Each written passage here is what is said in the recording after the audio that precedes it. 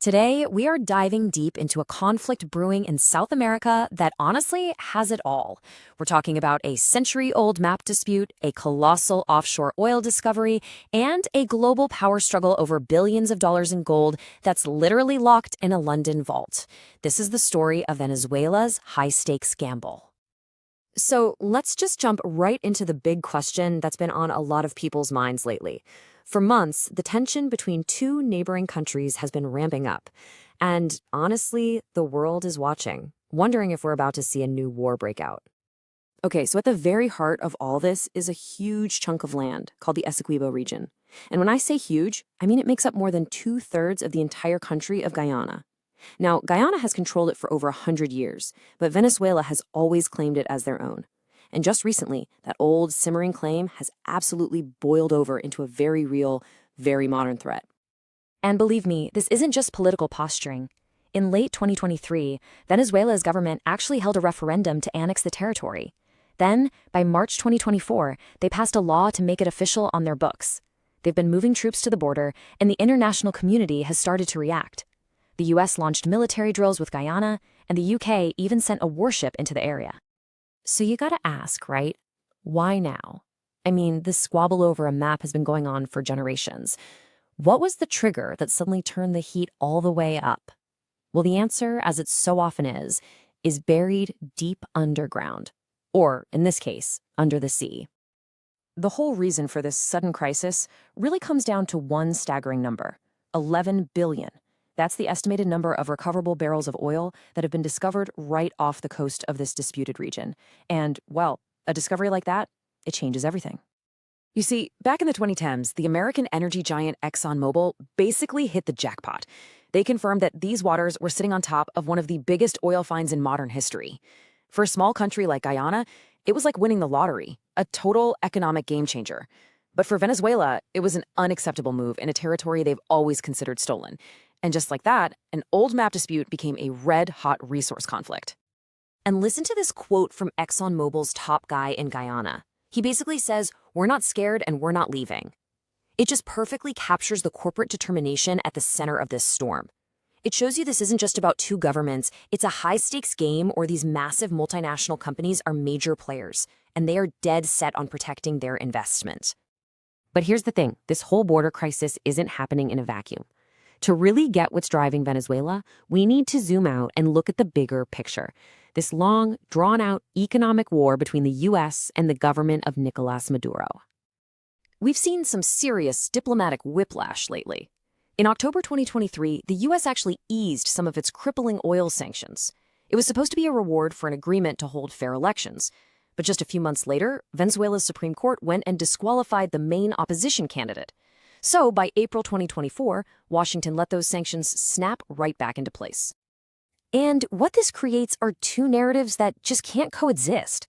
From Washington's point of view, these sanctions are all about promoting democracy and fighting crime. But the Maduro government?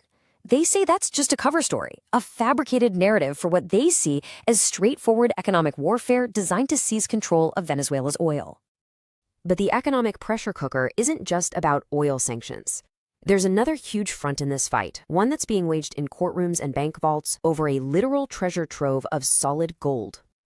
We are talking about an estimated $1.9 billion worth of Venezuelan gold bars just sitting in the vaults of the Bank of England. Now, that's not just some abstract number. It's a critical financial lifeline that the Maduro government has been completely cut off from for years. So how in the world did that happen? Well, it all goes back to this guy, Juan Guaido. Back in 2019, the UK, the US, and a few other countries took this pretty extraordinary step of officially recognizing him as Venezuela's interim president. And that move gave the Bank of England the legal cover it needed to freeze the gold, arguing they couldn't just hand it over to what they considered an illegitimate government. And here is where the story gets really bizarre.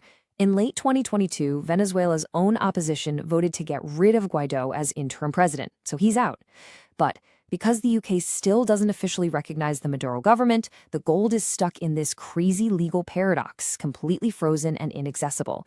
It's become a powerful financial weapon, just sitting in limbo. So, you've got a border that's on the brink, sanctions snapping back on, billions in gold frozen. You'd think the global energy markets would be in a total panic. But that hasn't really happened. So why haven't your gas prices shot through the roof? Well, for starters, Venezuela isn't going it alone. It's got some powerful friends. Russia has been a key military partner, supplying them with hardware and strategic backup. And China has acted as a vital economic lifeline, pumping in loans and investments that help the government ride out the pressure from Washington. But the second, and maybe the biggest reason, is right here. After years of economic crisis and just sheer mismanagement, Venezuela's oil production has totally collapsed. We're talking around 1 million barrels a day. That's barely 1% of the global supply. It's such a small amount that it's dwarfed by just a single oil field in the United States.